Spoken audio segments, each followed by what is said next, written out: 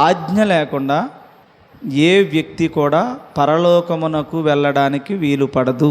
అందుకని బైబిల్ని బాగా నేర్చుకోండి. మరి చాలా సంఘాలలో ఎక్కువ 80% అందరూ ఏం చేస్తున్నారంటే ఆజ్ఞ నేర్పకుండా తంతు నేర్పుతున్నారు. తంతు ఎప్పుడు కూడా పరలోకానికి నడిపించదు. మనకి బైబిల్ 2 భాగాలుగా ఉంటుంది. ఒకటి అంటే అలంకారంగాను ఛాయగాను ఉంటుంది. అంటే దాని అర్థం మీకు ఎలా చెప్పాలంటే, ఒక భాగం మనకు ఎలాగుంటుందంటే కంటికి కనిపించే భాగంలో ఉంటుంది. రెండవ భాగం కంటికి కనిపించలేని ఒక భాగంలో కనిపిస్తుంది. అంటే కనిపిస్తుంది, కన్ను మూతడితే కానీ ఆ కన్ను తెరవబడదు అనమాట. ఇప్పుడు అందరికీ కంటికి కనిపించే పరిస్థితి అంతా కూడా అబ్జర్వ్ చేస్తున్నారు, తంతు నడిపిస్తున్నారు. కానీ కంటికి కనబడని ఆ భాగంలో ఆత్మతోనూ సత్యముతోనూ దేవుని ఆరాధించే భాగంలో మాత్రం మనిషి ఎవ్వడూ దృష్టి పెడతలేదు. ఎవరో చాలా 20% మాత్రమే. కాబట్టి మిగతా వాళ్ళు ఏమైపోతారు, ఒక స్థాయికి ఎదిగి ఆ స్థాయి నుంచి ఇంకా దిగజారిపోతున్నారు, కానీ పైకి వెళ్ళాలన్న ఆలోచన ఏమీ మనిషికి కనిపించట్లేదు. ఇందులో భాగంగానే ప్రధానంగా 6 ప్రశ్నలు అడగడం జరిగింది. నిన్న 3, ఈరోజు ఒక 3 ప్రశ్నలు అడగడం జరిగింది. అందులో మొదటి ప్రశ్న ఏంటంటే, ప్రార్థన ఎవరికి చేయాలి, ఏమని చేయాలి, ఎందుకు చేయాలి, అంతేనా? అది ఒక ప్రశ్న. రెండవ ప్రశ్న ఏంటంటే, నూతన యెరూషలేము అంటే ఏంటి అసలు? మూడవ ప్రశ్న, పరదైసు ఎక్కడ ఉంది? నాలుగవది, దేవుడు చేసిన సృష్టిలో మొదటిది ఏంటి? ఐదవది, దేవుడు సిద్ధపరుస్తానని మనకి చెప్పి ఈ భూలోకాన్ని విడిచిపెట్టి వెళ్ళిన యేసు ప్రభు మనకి సిద్ధపరుస్తానన్న నివాస స్థలము ఏది? ఆరవది, ఆరాధించటం అంటే ఏంటి అని చెప్పాను. దీంట్లో మ్యాక్సిమం బాగానే రాశారు, కొంచెం అటు ఇటు మార్చుకుంటే సరిపోతుందన్నమాట. నాకు ఒకటి అర్థమైంది ఏంటంటే, మిగతాయి కూడా ఏవో లాక్కొస్తున్నారు మీరు. మిగతాయి లాక్కొస్తున్నారంటే వేరే ఏవో యూట్యూబ్లో చూస్తున్నారేమో అనిపించింది నాకు. ఎప్పుడైతే ఒక ఆన్సర్ రావాలో జనరల్గా టైప్ చేస్తాం ఫస్ట్. ఏమని? ఆరాధన అంటే ఏంటంటే బోల్డ్ అన్న వస్తాయి కదా యూట్యూబ్లో, వాటన్నింటినీ మీరు క్రోడీకిస్తున్నారు. అవన్నీ దాటి వచ్చేసాను నేను ఆ స్థాయి ఎప్పుడో దాటిపోయింది నాది. ఇంకా యూట్యూబ్లోనో అలాగేలా చేసి ఏది నిజమో ఏది అబద్ధమో, ఏది డినామినేషన్ కరెక్టో ఏది డినామినేషన్ కరెక్ట్ కాదో, ఇది ఎందుకు రైటో ఇది ఎందుకు రాంగో, అవన్నీ పోటీలు పడి నిద్ర లేకుండా నేర్చుకుని దాన్ని చివరికి డికోడ్ చేసిన తర్వాత చెప్తున్న మాటలు మీకు ఇవి. అందువల్ల మీరు ఇంకా ఆ స్థాయికి కిందకి వెళ్ళకండి. మన సంఘ పరిచర్య ఏంటంటే, ఎవరికైనా నువ్వు చెప్పే లెవెలే కానీ ఇంకొకటి దగ్గర నువ్వు చెప్పించుకునే లెవెల్ లేదు మీకు. ఎందుకంటే ఎవడైనా అలాగెలా తిరిగి మనది తప్పని చెప్పి అది చెప్పి ఇది చెప్పి ఏదో ఒక రోజుకో 10 సంవత్సరాల తర్వాత అయినా దేవుని యొక్క చిత్తం ఉంటే అప్పుడు మళ్ళీ మందే చెప్పాలి.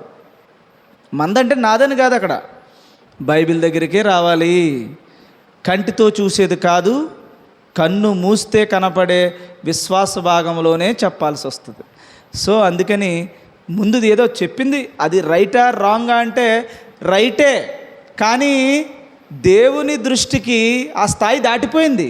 మనం ఇంకా నెరవేర్చి స్థిరపరిచినటువంటి భాగంలో లేము, ఇక విశ్వాస భాగంలో ఉన్నాం ఇప్పుడు ప్రజెంట్. అందుకని బైబిల్ని మొదటి భాగం ఎవరికైనా అర్థమవుద్ది, రెండో భాగం మాత్రమే విశ్వాసులకు మాత్రమే అర్థమవుద్ది అన్నమాట.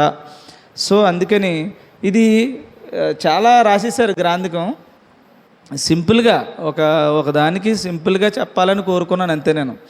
కానీ అలా రాయడం కూడా నాకు సంతోషం అనిపించింది. ఎందుకంటే కొంచెం ఎంత టైం దానికోసం కేటాయించారో అసలు చాలా ముచ్చటేసింది అన్నమాట. అంత టైపింగ్ చేయడానికి కానీ వేరే పనులకు మనం ఎక్కువ ఉపయోగిస్తాం. అలాంటిది చాలా మరి అడిగిన ప్రతి ప్రశ్నకి ఇంచుమించుగా అందరూ అంటే అందరూ అంటే నేను ఎవరిని మామూలుగా ఎక్స్పెక్ట్ చేస్తామో వాళ్ళు మాత్రమే టైప్ చేశారు. మీరు కూడా అందరూ మొబైల్స్ ఉన్న వాళ్ళు అందరూ కూడా ట్రై చేయండి. రైట్ ఆర్ రాంగ్ అనేది తర్వాత, ముందు మీరు ఎంటర్ అవ్వాలి.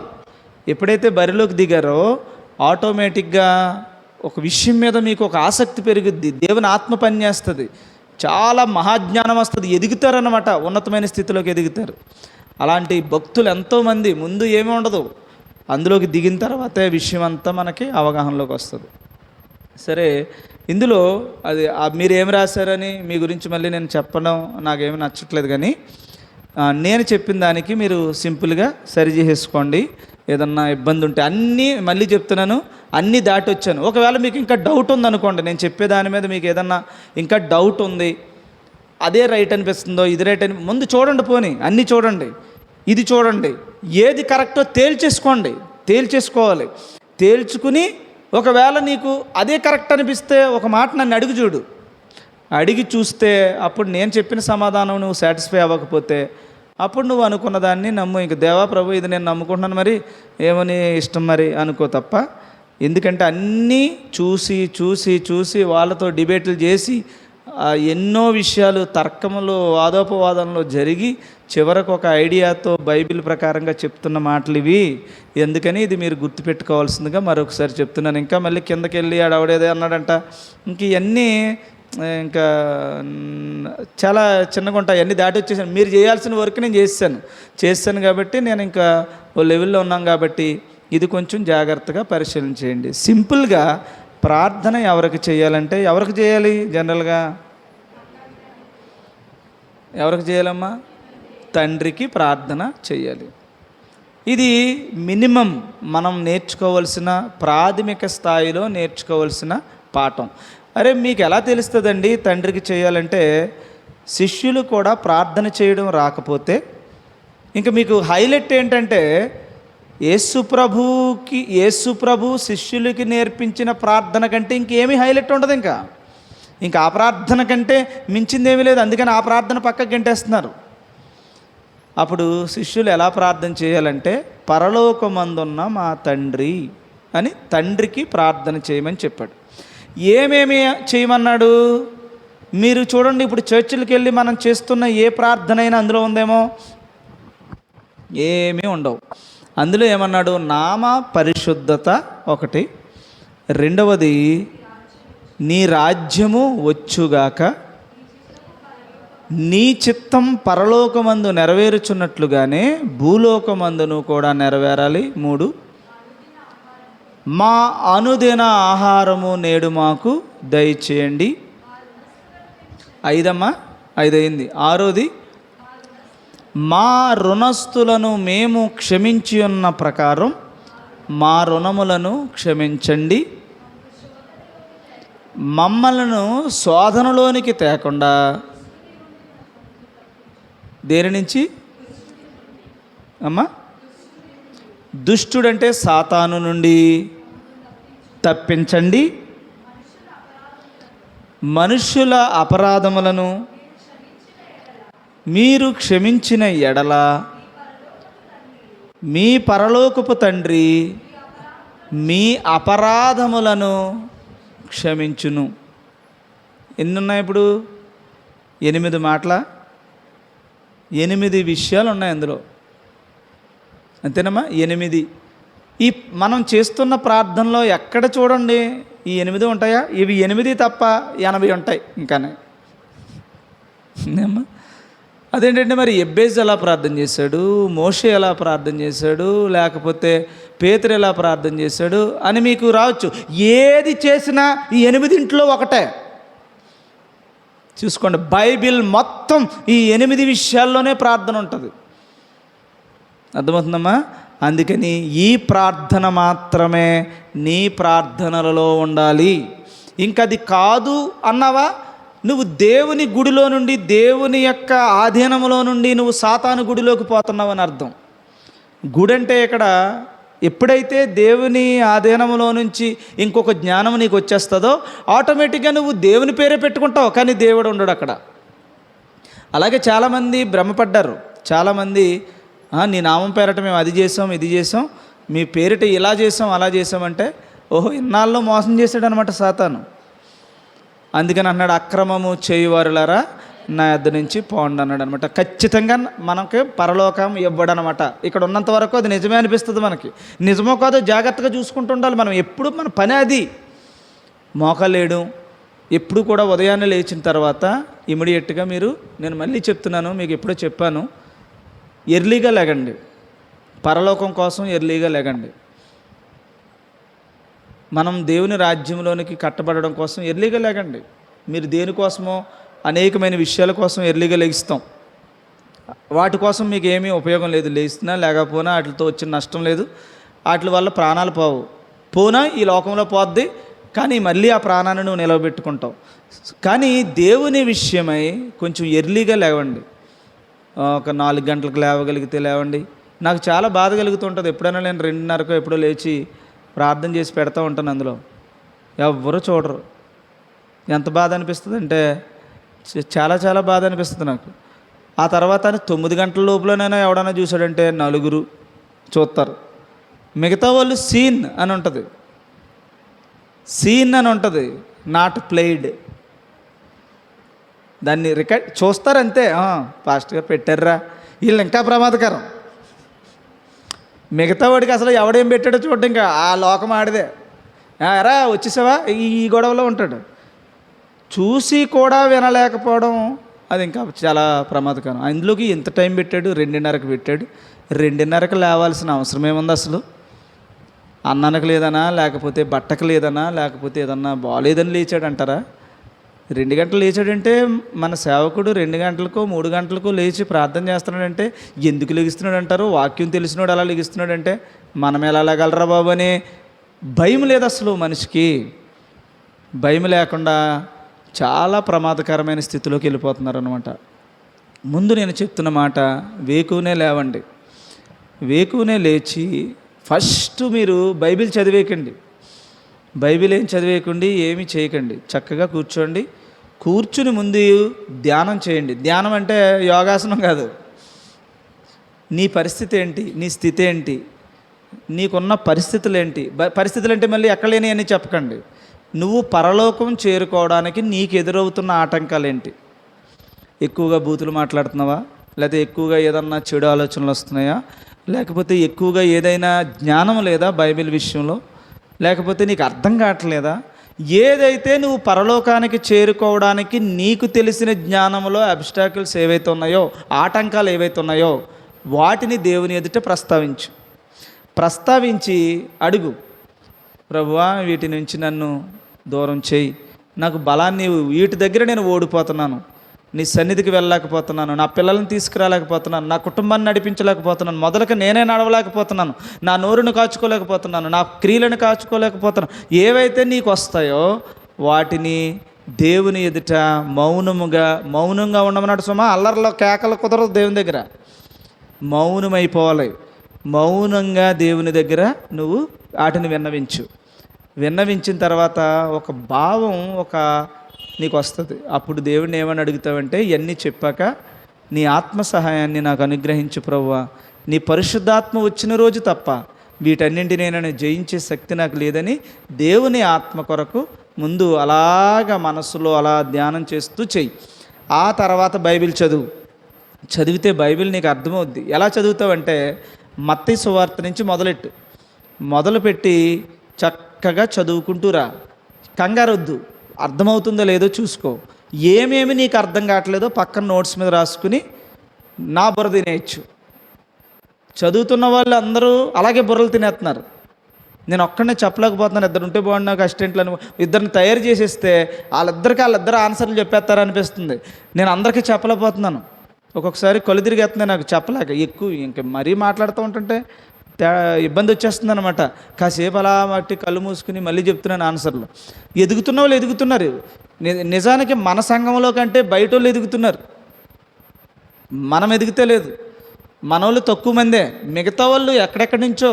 అందుకని మనకి ఈ ఛానల్ చూసేవాళ్ళు కూడా అన్సబ్స్క్రైబర్స్ ఎక్కువ చూస్తున్నారు, సబ్స్క్రైబర్ చూడట్లేదు.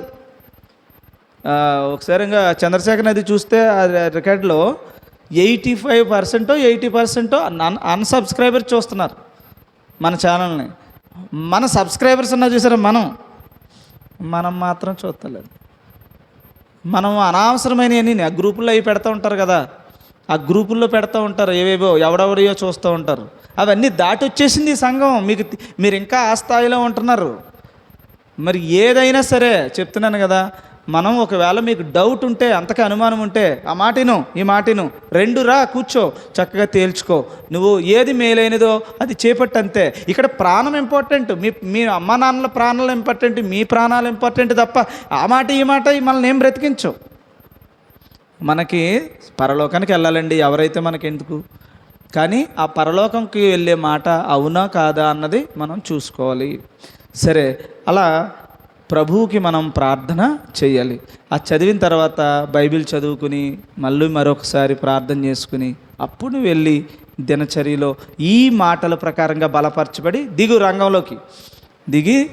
నీ చుట్టాలు వస్తారా, నీ కుటుంబాలు వస్తాయా, పనిలోకి వెళ్తావా, ఏం చేస్తావో ఈ మైండ్ ప్రకారంగానే బిహేవ్ చేయడం ప్రారంభించు.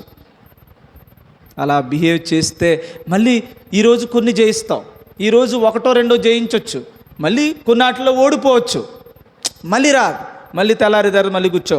సాయంత్రం కూడా మళ్ళీ ఇంటికి వెళ్ళిన తర్వాత మళ్ళీ ప్రార్థన చేయి, ప్రభువా ఈరోజు నేను జయించాను, ఈరోజు నా నోరు మూసుకున్నాను, ఇక్కడ ఈరోజు నేను ఈ విషయాల్లో నేను చాలా అద్భుతంగా బిహేవ్ చేశాను అని మళ్ళీ కూర్చో, దేవుని కృతజ్ఞతలు చెప్పు, మళ్ళీ దేవుని అడుగు. అలా ఉదయాన్నే సాయంత్రం, ఒకవేళ కుదిరితే మధ్యాహ్నం భోజనం చేసినప్పుడు ఎక్కడన్నా పనిలో ఉన్నప్పుడు కూర్చో, ఏకాంతంగా కూర్చుని మళ్ళీ ఒక 5 నిమిషాలు అలా ప్రార్థన చేసుకో. ఎంత బాగుంటుంది జీవితం. అసలు దేవుని కాపుదల మీ మీద ఉంటుంది. చాలా అద్భుతంగా దేవుడు మిమ్మల్ని నడిపిస్తాడు. సో ప్రార్థన చేయడం అనేటువంటిది తండ్రికి చేయాలి. అక్కడ నామ పరిశుద్ధత కొరకు మాత్రమే ప్రార్థన చేయాలి. నామ పరిశుద్ధత అంటే ఏంటి మీకు నేను ఆల్రెడీ చెప్పాను. ఇప్పుడు ఒక అంశం తీసుకుంటేనే మనకి పూర్తవదు. నామ పరిశుద్ధత అంటే ఏంటంటే, దేవుని నామానికి నువ్వు పరిశుద్ధత చేయాల్సిన అవసరం ఏంటంటే, ఒకటే గుర్తుపెట్టుకోండి, నీ వల్ల అన్యజనుల్లో కానీ నీ వల్ల సమాజంలో కానీ దేవునికి చెడ్డ పేరు వస్తుంది. నీ బిహేవియర్ వల్ల, నీ పనుల వల్ల, నీ కార్యాల వల్ల, నీ మాటల వల్ల, నీ చేసే చేష్టల వల్ల దేవునికి చెడ్డ పేరు వస్తుంది. నువ్వు మందిరానికి వెళ్ళవు. ఈ రోజున ఇక్కడ పాస్టర్ గారు మా పాటలు పాడుతూ ఉంటారు, నువ్వు ఇంటికాడ ఉంటావు. ఏ సాక్ష్యం ఇస్తున్నావు నువ్వు దేవునికి? నువ్వు దేవుని మందిరంలో ఉన్నావు, నువ్వు దేవుని క్రైస్తవుడు అని చెప్తున్నావు.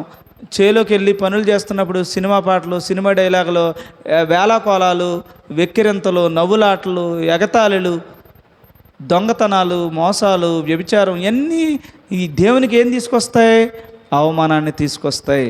అందుకని నువ్వేమైనా ప్రార్థన చేయాలంటే, ప్రభు నా వల్ల నీకే మచ్చ రాకుండా, నా వల్ల నీకే విధమైన చెడ్డ పేరు రాకుండా, నన్ను ఎప్పుడు కూడా నా వల్ల, నేను చేసే మంచి వల్ల నీకేం కలగాలి? నీ నామానికి పరిశుద్ధత కలగాలి. అబ్బా పలానా దేవుడు ఎంత గొప్ప దేవుడురా, ఎందుకంటే దయ్యమణి గారి ప్రవర్తన ఎలాగ ఉంది, చిన్నారి గారి ప్రవర్తన ఎలాగ ఉంది అని నిన్ను చూసి అనేక మంది సాక్ష్యం పలికేలా ఉండాలి. ఒకవేళ ఎవడైనా మీ మీద నిందేస్తే, ఎవడైనా మిమ్మల్ని అవమానిస్తే, ఆ నిందేసిన వాడికి అవమానించిన వాడికి తెలుసు నేను అబద్ధంగా చేస్తున్నానని. అప్పుడు దేవునికి ఏమీ అవమానం రాదు, గుర్తుపెట్టుకోండి. కాబట్టి నామ పరిశుద్ధత కోసం నేను ఉండలేకపోతున్నాను, ఉండేలాగా నన్ను చెయ్యి ప్రభువా అని ప్రార్థన చెయ్యాలట. తర్వాత రెండో మాట ఏం చెప్తున్నాడంటే, నీ రాజ్యము వచ్చుగాక. ఇంకా దేవుని రాజ్యం రాలేదు, దేవుని రాజ్యం వచ్చేసిందని చాలామంది ఈ ప్రభు నేర్పిన ప్రార్థనను మానేశారు. దేవుని రాజ్యం వచ్చిందంటే ఎలా ఉందంటే, నా రాజ్యము మీ మధ్యనే ఉంది అన్న మాటలో వచ్చిందనుకుంటున్నారు. నిజానికి దేవుని రాజ్యం ఇంకా రాలేదు. ఒకటి గురిగా పెట్టుకోండి, అక్కడ వచ్చిందని చెప్పిన మాట నిజమే. ఎందులో వచ్చింది? నిరీక్షణలో వచ్చింది. నిరీక్షణలో ఎలా వచ్చింది? నేను రక్షింపబడానని చెప్పుకుని, నేను దేవుని పరిపాలనలో ఆయనను ప్రభువుగా నేను పరిపాలింపబడుతున్నానని మనం ఏం చేస్తున్నాం? విశ్వాసములో ముందుకు వెళ్తున్నాం. ఒక్క మాట చెప్పనా, ఒక్క మాటతో మొత్తం అన్నీ తేలిపోతాయి. రక్త మాంసములు దేవుని రాజ్యమును స్వతంత్రించుకోవు. అప్పుడు మీకు రక్తం ఉందా, మాంసం ఉందా? ఈ శరీరంతో, ఈ రక్తంతో ప్రభు యొక్క రాజ్యంలోనికి వెళ్ళగలుగుతామా? వెళ్ళం. మరి ఇప్పుడు ఇంతకీ ఈ రక్త శరీరాలతోనే ఉన్నావు కదా. అందుకని దేవుని రాజ్యమును స్వతంత్రించుకునే అవకాశమే లేదు. అందుకని ఆ రాజ్యము యేసు ప్రభు మరలా వచ్చి భూమిని నాశనం చేసి మనతో పాటు సదాకాలం ఉండే ఒక రోజు ఉంది చూసావు, దేవుని రాజ్యం. ఆ రాజ్యములో పాపమును లేని పవిత్రమైన పరిశుద్ధమైన మహిమ శరీరాలతో బ్రతుకుతాం చూసారా. ఆ రాజ్యము రావాలని ప్రార్థన చేస్తున్నావంటే ఏంటి అర్థం? అగ్నితో దిగొస్తాడు ఆయన అంటే నువ్వు సిద్ధంగా ఉన్నావు అని అర్థం. సిద్ధపడి నీ రాజ్యం వచ్చుగాక అని మనం ప్రార్థన చెయ్యాలి. తర్వాత మూడో విషయం ఏంటంటే అమ్మా, పరలోకములో పాపము లేకుండా పరిశుద్ధంగా ఎలా ఉందో, మరణము లేని స్థితిలో ఎలాగున్నారో అలాంటి స్థితి ఈ భూమి మీద కూడా రావాలని ప్రార్థన చెయ్యాలి. ఈ భూమి మీదకి రావాలనే ప్రార్థన మీకు మళ్ళీ నేను రెండో మాటలో చెప్తాను. భూమి మీదకి రావాలి అట్టి పరిస్థితి అన్నాడు. తర్వాత ఇంకొక మాట ఏంటమ్మా?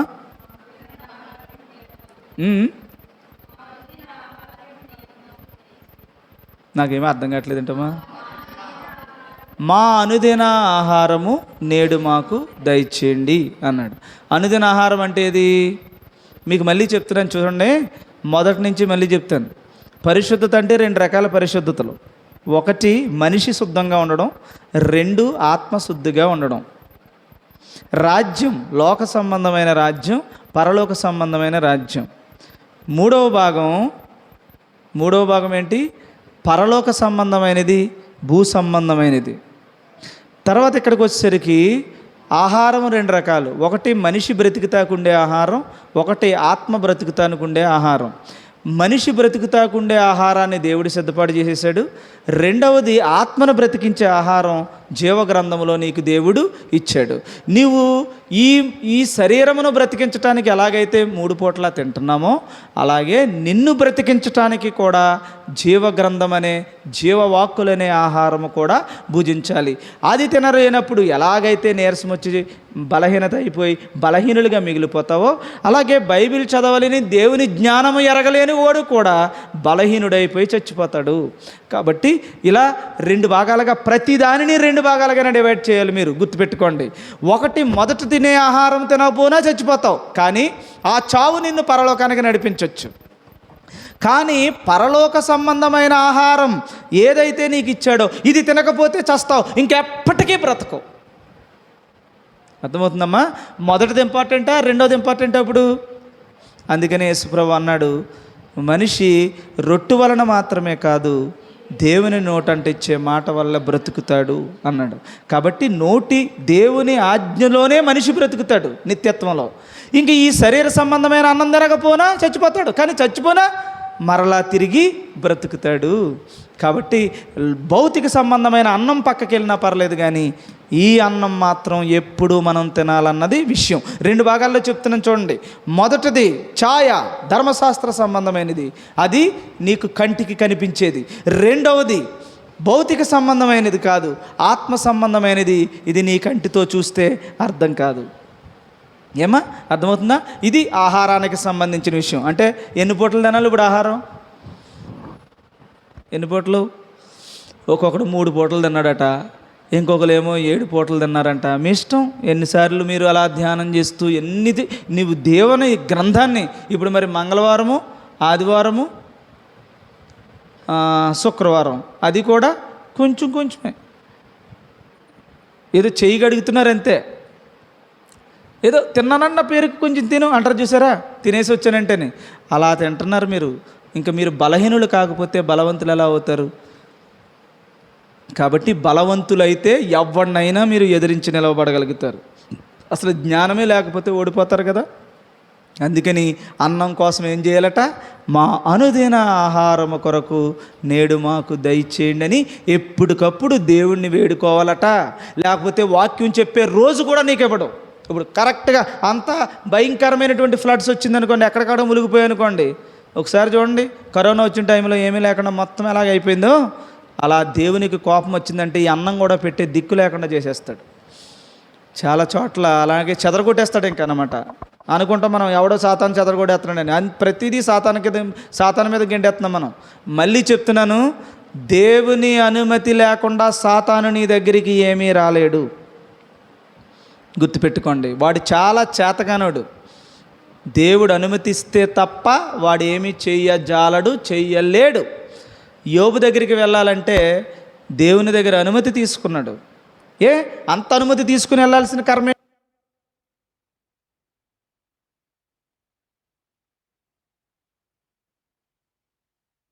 తీసుంటే ఎక్కడికి వెళ్ళేవాడు?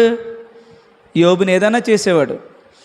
దేవుడు తీసి అనుమతిస్తే తప్ప సాతాను ఎంటర్ అయిపోయాడు. మళ్ళీ పైగా ఒక ఆంక్షలు పెట్టాడు, ప్రాణాన్ని తీయడానికి వీల్లేదన్నాడు. ప్రాణం తీయగలిగాడా? మరి ప్రాణం తీయకుండా ఎన్ని ఇబ్బందులన్నా పెట్టాడు, కానీ అది కూడా దేవుడిచ్చిన పరిధిలోనే. గుర్తుపెట్టుకోండి, వాడు నిన్నేం చేయగలుగుతాడు ముఖం. కానీ దేవుడు నీ మీదకి ఎలా చేస్తున్నాడంటే, ఒకటి, నువ్వు ఉన్నతమైన స్థితికి ఎదగాలి. రెండవది, దానిని జయించలేక నీవు పతనమన్నా అవ్వాలి. జయించాలంటే ఇదిగో శరీర సంబంధమైన అన్నం కోసం చచ్చేవాళ్ళు కాదు, ఆత్మ సంబంధమైన అన్నం కొరకు తన జీవితాన్ని పణంగా పెట్టేవాడు సాతానుని అనగదొక్కుతాడు. లేకపోతే అన్నం రుచి చూపించి నిన్ను చంపేస్తాడు సాతాను. అందుకని ఆహారం కోసం, అనుదిన ఆహారం కోసం దేవుణ్ణి ప్రార్థన చెయ్యాలట. మనం గిన్నెకాడ కూర్చుని ఈ అన్నం కోసం చేస్తాం ప్రార్థన వెరైటీగాని. నేను తినేస్తున్నాను, మిగతా వాళ్ళకి కూడా ఇచ్చేయి అంటాం. అంతేగాని ఈరోజు వాక్యం అనే ఆహారం నాకు రావాలి ప్రభు, ఈ అన్నం తినేస్తున్నాను, నాకు ఏ లోటు లేకుండా పూటకి టిఫిన్ కూడా ఇచ్చేస్తున్నాం, ఆ అన్నం లేదు ప్రభు, ఆ అన్నం లేదు, పొద్దున్న టిఫిన్ లేదు, మధ్యాహ్నం భోజనం లేదు, సాయంత్రం లేదు, ఎప్పుడో వారానికి ఒకసారి తింటున్నాను ఇంత అన్నం, అది కూడా టైం అయిపోతుంది అంటున్నాను. కాబట్టి నేను ఎప్పుడు బలహీనుడిని అవుతాను, ఎప్పుడు బలవంతుడిని అవుతాను, ఎప్పుడు నేను బలహీనుడిగా దిగజారిపోతానని ఇప్పటికప్పుడు జ్ఞానంగా ఆలోచించాలి. దాని నిమిత్తమట రోజు అన్నం ఉండాలని, 3 పూట్ల అన్నం ఉండాలని ఎవరికి చేయాలట ప్రార్థన? దేవుడిని అడగాలంట. దాని గురించి ఎవడైనా వాకింగ్ గురించి ప్రార్థన చెప్తుంటేనే, మీరు ఎవరో చేయకుండా వచ్చి చెప్తుంటేనే చెప్పనెత్తలేదు మీరు. మీరు అన్నం కోసం ప్రార్థన చేస్తే, అన్నం కోసం ప్రార్థన చేసే లెవెల్ మీకు వచ్చేస్తే చెప్పండి అని బుర్ర తినేస్తారు మీరు. ఎదిగినోడు బుర్ర తినేస్తున్నాడు అంటే నాకు గ్యాప్ ఇవ్వట్లేదు. ఒకటి చెప్పేసరికి ఇంకొకటి, ఒకటి చెప్పేసరికి ఇంకొకటి. అమ్మ నేను మళ్ళీ చేస్తానే అంటున్నాను, ఇంకా కాసేపు ఉండమ్మా మళ్ళీ చెప్తాను అంటున్నాను. అలాగా చాలామంది అన్నమాట, చాలామంది. కొంతమంది పెళ్ళిళ్ళు కూడా చేసుకోకుండా పరిచయం చేయాలనుకుంటున్నారు. నిజానికి అంత మంచి మనసు ఎలాగొచ్చిందిరా అనిపిస్తుంది అన్నమాట. పలానా దిక్కిన పాయింట్ భలే చెప్పారని ఆ మాట ఇప్పటి వరకు నాకు తెలియలేదంటే, నాకు ఎవరమ్మా మీరు ఏంటంటే, మేము పలానా దిక్కిన పలానా అలా ఎవరో కూడా తెలియదు, అలాగ అడుగుతున్నారు. కాబట్టి దయచేసి అనుదిన ఆహారం కొరకు ప్రార్థన చేయమన్నాడు. ఎప్పుడైనా వాక్యం నిమిత్తం ప్రార్థన చేసామా? చేయట్లేదు. మనం ఏదో ఒక వారానికి ఒకసారి వెళ్తున్నాం అండ్ వారానికి ఒక పూట తిని బతికినోడు ఎవడని ఉంటాడంటారా? ఒకవేళ బతికినా ఆడు ఎలాగుంటాడంటారు? ఎండి నరంలా ఉంటాడు. ఇంక ఎండి నరంగా అంటే సన్నంగా ఉన్నా యాక్టివ్గా ఉంటాడు, అది కాదు. ఇంకా మొత్తం అంతా అయిపోయింది పని, ఎప్పుడు పడిపోతాడు అన్నట్టు ఉంటుంది ఒక పూట తింటే వారానికి. దయచేసి అనుదిన ఆహారం కొరకు, దేవుని కొరకు ప్రార్థన చేయమన్నాడు. రుణస్తులంటే మనకి చాలామంది రుణపడి ఉంటారు చాలా విషయాల్లో. ఫర్ ఎగ్జాంపుల్, ఎవడన్నా నీకు 10,000 ఇవ్వాలి, ఇవ్వలేకపోతున్నాడు అంటే ఇప్పుడు ఏం చేయాలి? ఇప్పుడు నువ్వు మరి నాకు అది చెప్పాడు. దాని గురించి కూడా మీకు బైబిల్లో ఉంటుంది. ఎవడో ఒకడికి రాజుగారికి అప్పు ఇవ్వాలంట, ఇవ్వలేదురా అని పట్టరండి అన్నాడంట. పట్టుకొస్తే, అయ్యగారు ఇవ్వలేను బాబు, నేను ఏదో రకంగా ఇచ్చేస్తాను, ఇబ్బందులు ఉన్నాయి అని చెప్తే, పోన్లేరా ఏమి ఇవ్వకలొద్దు కానీ కొట్టేశాడంట రాజుగారు. వెళ్ళిపో, సర్లే బతుకులే, ఇంకేం కడతావులే అని వదిలేసాడంట. వదిలేస్తే ఆ తర్వాత వీడికి ఇవ్వాల్సినోడు ఎదురయ్యాడంట. అవడం వీడికి ఇవ్వాల్సినోడు ఎదురైతే ఎరా అని పీకట్టుకున్నాడంట. పట్టుకుని, నాకు ఇవ్వాల్సిన డబ్బులు ఎప్పుడు ఇస్తావు అని అడిగాడంట. అడిగితే అప్పుడు ఆడన్నాడంట, ఇచ్చేస్తాను బాబు, కొంత కష్టాలు ఉన్నాయి, ఏదో ఒక రకంగా ఇచ్చేస్తానంటే, ఏంట్రా ఇచ్చేది, ఎప్పుడు ఇస్తావురా అని చెప్పి జైల్లో పెట్టించాడంట. ఈ విషయం ఈడు బాకీ కొట్టేసిన రాజుగారికి తెలిసిందంట. తీసుకొచ్చి ఈయన్ని కూడా జైల్లో వేసాడట. అర్థమైందా? స్పీడ్గా చెప్పాను, అర్థమైందమ్మా? అంటే ఆల్రెడీ తెలుసు కాబట్టి అలా చెప్పాను. అందుకని నీకు రుణపడి ఉన్నటువంటి వారిని నీవు క్షమించిన ఎడల దేవుడు నీ రుణములను క్షమిస్తాడు. గుర్తుపెట్టుకోండి. మీరు టైట్ చేస్తే ఇక్కడ దేవుడు అక్కడ టైట్ చేస్తాడనమాట. మీ మీద రుణపడి ఉన్నటువంటి వాళ్ళని, అందుకని చూడండి, ఈ ఫైనాన్స్ ఇస్తున్నటువంటి వాళ్ళని నాకు అనిపిస్తుంది అనమాట, వీళ్ళ గతి ఏంటని. ఎలా పీడించేస్తారో, ఎలా ఇంటికి వచ్చి అవమానిస్తారో. నువ్వు ఎవరా అంట ఇవ్వలేని పరిస్థితులు ఉన్నప్పుడు ఎంత బతిమలాడినా సరే వాళ్ళు పరుగు తీయడానికి ప్రయత్నం చేస్తూ ఉంటారు. కొంతమంది అయితే పాపం ఇచ్చి కూడా మాటలు పడుతూ దూరంగా ఉంటారు. నిజంగా వాళ్ళు చాలా ధన్యులు బైబిల్ ప్రకారంగా. కాబట్టి మాకు రుణపడి ఉన్నటువంటి వారిని మేము క్షమించే అవకాశం ఉన్నప్పుడు మాత్రమే మన రుణములను దేవుడు క్షమిస్తాడు. అందుకని ఇలాగ నా మీద రుణపడి ఉన్న వాళ్ళని క్షమించే మనసు నాకు ఇవ్వు ప్రభువా అని దేవునిని మనం ప్రార్థన చెయ్యాలట. దీనికోసం చెయ్యం మనం ఎప్పుడు. తర్వాత ఇంకొక మాట ఏంటంటే, శోధనలు వస్తాయి. శోధనలోనికి తేక దుష్టుని నుండి. అదేంటది?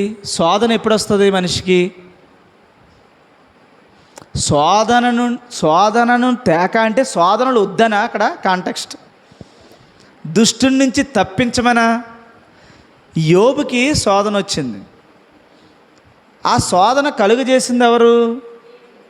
దేవుడే. అంటే కలుగజేసింది అక్కడ సాతానైనా కలుగజేయడానికి కారణమైంది దేవుడే కనుక శోధన ఇంటికి పంపించాడు దేవుడు. పంపిస్తే అప్పుడు ఆ శోధనకి ఏమవ్వాలి? ఇప్పుడు దానిని జయించాలి. జయిస్తాడా లేదా అని పోరాటం ఇక్కడ. చివరికి జయించాడా యోబు? అందరూ వచ్చి చెప్పారు, బలపరిచారు. జయించడానికి ఓడిపోతున్నాడు, ఎక్కడో కొంచెం వంగుతుంది. సాతాను గెలిచే అవకాశం ఉంది. ఎందుకంటే అక్కడ గెలుస్తాడు. వాడు ఏం గెలుస్తాడో చూద్దామని పందెం కట్టి మరి వచ్చాడు సాతాను. కాబట్టి ఇప్పుడు ఓడిపోయేలాగా ఉన్నాడు. వెంటనే వచ్చి శక్తినిచ్చి గెలిపించాలనుకోలేదు దేవుడు. గుర్తుపెట్టుకోండి. జ్ఞానం ఇచ్చి గెలిపించాలనుకున్నాడు. బాగా గుర్తుపెట్టుకోవాలి మీరు. డైరెక్ట్గా దేవుని ఆత్మను బట్టి సాతాను ఓడించాలనుకోలేదు. యోబు, నేను ఈ భూమికి పునాది వేసినప్పుడు నువ్వు ఎక్కడున్నావు అని ఇలాగ మొత్తం జ్ఞానం చెప్పాడు. తనలో ఉండేటువంటి ఆ బుద్ధిని తీసివేయాలనుకున్నాడు, జ్ఞానాన్ని పెంచాలనుకున్నాడు. ఎప్పుడైతే జ్ఞానం ఎరిగిందో తన స్థితిని తెలుసుకున్నాడు, నీచుణ్ణి అని ఒప్పేసుకున్నాడు, దేవుడి దగ్గర పరిపూర్ణుడైపోయాడు. వెంటనే శోధనను ఏం చేశాడు? సాతానుని జయించాడు. కాబట్టి ఇట్టి శోధనలు మనకు వస్తాయి, ప్రతి జీవితంలోనూ వస్తాయి. ప్రతి ఒక్కరి దగ్గరికి శోధనలు వస్తాయి. వచ్చినప్పుడు దుష్టుని నుండి ఏం చేయాలట? తేకుండా ఆ కీడు నుండి లేక ఆ దుష్టుని నుండి మమ్మును తప్పించు. యోబుని తప్పించాడమ్మా, లేకపోతే యోబు నరకానికి వెళ్ళాల్సి వచ్చును. శోధనను జయించగలిగిన వాడే దేవునికి ఇష్టమైన వాడు, నీతిమంతుడు. కాబట్టి శోధనలు వస్తాయా? రావు? ఇప్పుడు వస్తాయి. ఆ దుష్టుని నుండి దేవుడే మనలను కాపాడాలి. లేదా నీ అంతటి నువ్వు కాపాడుకోగలుగుతావా? నో. అందుకని దేవుని యొక్క ఆత్మ సహాయం, జ్ఞానం కొరకు దేవునిని మనం ప్రార్థన చేయాలి. ప్రభువా, దుష్టుడు వస్తాడు, ఏ రూపంలో వస్తాడో తెలియదు నాకు, వాడు తెచ్చే శోధనలలో వాడిని జయించే శక్తి నాకు ఇవ్వమని ప్రార్థన చేయాలట. లేదా ఎక్కడ దిక్కున కోపం వచ్చేద్ది, ఎక్కడ దిక్కున మనం ఒళ్ళు మండిపోద్ది, ఎక్కడ దిక్కున మనం పడిపోతాం, బలహీనతల్లో ఉంటాం. అందుకని సాతాను ఏ రూపంలో శోధన తెచ్చినా ఆ శోధన నుంచి దేవుడు తప్పించమని దేవునికి ప్రార్థన మనం చెయ్యాలి. ఇది అలా ప్రార్థన చేయాలి. చివరికి మళ్ళీ ఇంకొక మాట, అపరాధములు చేస్తాం. అపరాధములను మనం ఎవరైతే అపరాధములు చేశారో, మనిషి మన ఎడల తప్పుడుగా ప్రవర్తించాడో ఆ ప్రవర్తన అంతటినీ కూడా మనము క్షమించి ఉన్న ప్రకారం మన అపరాధములను దేవుడు క్షమిస్తాడు. ఎవరో నన్ను ఏదో తిట్టాడు అనుకోండి, అతను నేను క్షమించాలా వద్దా? క్షమించలేదనుకుందాం. క్షమించలేనంత మాత్రాన ఇక్కడ ఏమవుద్ది? ఫర్ ఎగ్జాంపుల్, ఎవరో నన్ను ఏదో అన్నారనుకోండి, అన్నవాడిని నేను క్షమించలేదనుకోండి, ఇప్పుడు దేవుడు ఏం చేస్తాడు? దేవుడు ఏం చేస్తాడు? ఇప్పుడు ప్రార్థనలో చెప్పుకోవాల్సిన విషయం ఇది. ఫర్ ఎగ్జాంపుల్, వినోదే నన్ను ఏదో అన్నాడు అనుకోండి. వినోద్ ఏదో అన్నాడు, నాకు బాధ కలిగింది. బాధ కలిగితే నేను క్షమించకుండా ఏదో అందరిలోని అల్లరి చేసేసాను. నన్ను ఇలాగన్నాడు, అలాగన్నాడు, బుద్ధి ఉందా లేదా అని నేనేమో నోటికి వచ్చినట్టు ఏదో మాట్లాడేశాను. అతను అన్నదానికి నేను క్షమించకుండా నేనేం చేశాను అనేసాను. అనేస్తే రేపొద్దుట నాకు వస్తుంది, నేను ఇంకొకడిని అనే పరిస్థితి వస్తుంది ఎప్పుడైనా తెలియకుండా. అప్పుడు ఇంకొకడిని అంటే అప్పుడు దేవుడు ఏం చేస్తాడు, నిన్ను ఎవడైనా నిన్నేమన్నంటే నువ్వు సహించలేకపోయావు, ఇప్పుడు నువ్వు అన్నావు కదా, పట్టుకుంటాడు అనమాట దేవుడు. ఇది పాపంగా దేవుడు లెక్కించి నీకు పాప క్షమాపణ లేకుండా దేవుడు చేస్తాడు. అందుకని మనకి ఎవరైనా మనల మీద అపరాధం చేస్తే ఆ అపరాధములను మనం క్షమించి ఉన్న ప్రకారము, అంటే ప్రకారం అన్నది చాలా ఇంపార్టెంట్. అక్కడ మనం ఏ లెవెల్లో ఎదుటి వ్యక్తిని క్షమిస్తున్నామో, మనం ఏ లెవెల్లో ఎదుటి వ్యక్తిని క్షమించగలుగుతున్నామో ఆ లెవెల్లోనే, ఆ ప్రకారమే దేవుడు నిన్ను కూడా క్షమిస్తాడని బైబిల్ మనకి చెప్తుంది. అపరాధములను క్షమించి ఉన్న ప్రకారం, క్షమించకపోయిన ఎడల మన దేవుడు కూడా మీ అపరాధములను క్షమించడు. మనం ఎన్ని చేస్తున్నామో అవన్నీ క్షమాపణ తెచ్చుకోవాలంటే మనకి ఎక్కడుంది ఇప్పుడు పని అంతానే? మన మీద ఎవడైతే అపరాధాలు చేస్తున్నాడో అవి మనం క్షమించాలి. గుర్తుపెట్టుకోండి, దేని గురించి క్షమిస్తున్నామమ్మా అన్ని? ఇప్పుడు ఎవరు ఏదన్నారు, చింతలేరు ఏదమ్మా అన్నారు, అమ్మ ఏం పర్లేదమ్మా దేవుడు మరి నిన్ను క్షమించుగాక, నీకు ఏమి లేదమ్మా, నా మనసులో ఏమీ లేదు అని నేను ఎందుకు అంటున్నాను? ఆవిడంటే ఇష్టమేనా, లేకపోతే మా చుట్టాలనా, లేకపోతే ఆవిడ ఇంకొకటనా? కాదు. నా దేవుడు నా పాపాలను క్షమించాలంటే, నా అపరాధాలను క్షమించాలంటే ముందు ఈవిడ నేను క్షమింతే కానీ నాకు అక్కడ దిక్కు లేదు మరి.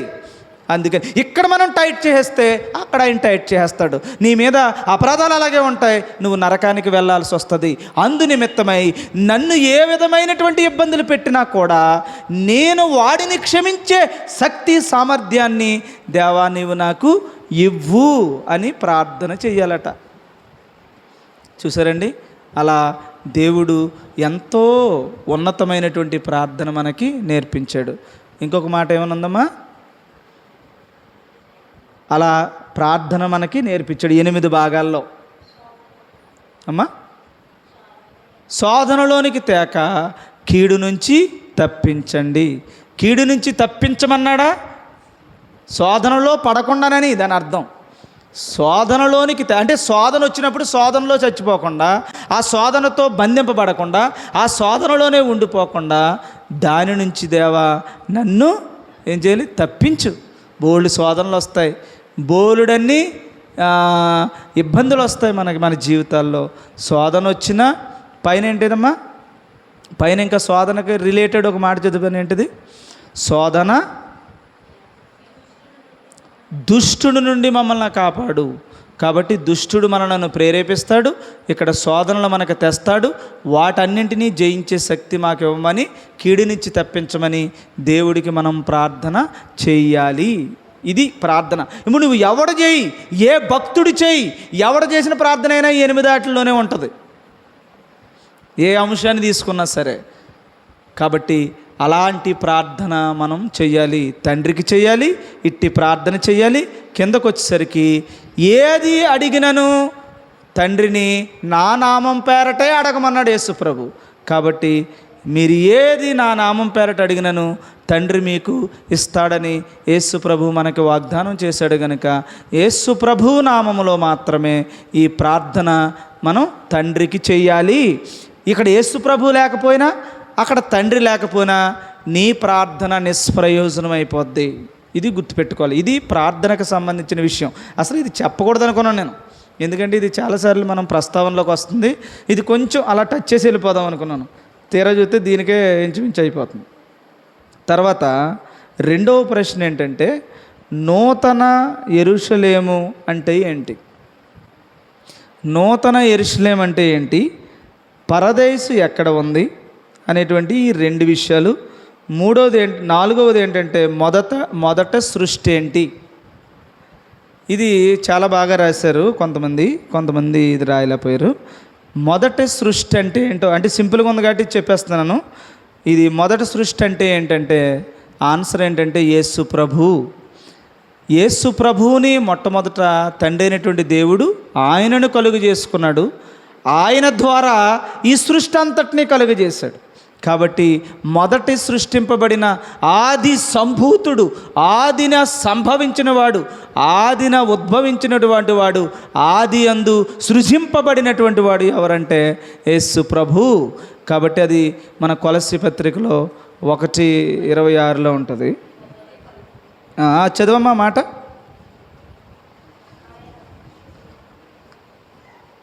ఆ మాట కొంచెం చదవండి. ఆయన అదృశ్య దేవుని స్వరూపి అయి సర్వ సృష్టికి ఆది సంభూతుడై ఉన్న, సృష్టి అంతటికి ఆయన ఏమై ఉన్నాడు? ఆది అయి ఉన్నాడు, మొదటివాడై ఉన్నాడు. కాబట్టి సృష్టిలో మొట్టమొదటిది తండ్రి అయినటువంటి దేవుడు తన కుమారుడైన యేసు ప్రభువుని చేశాడు, కన్నాడు.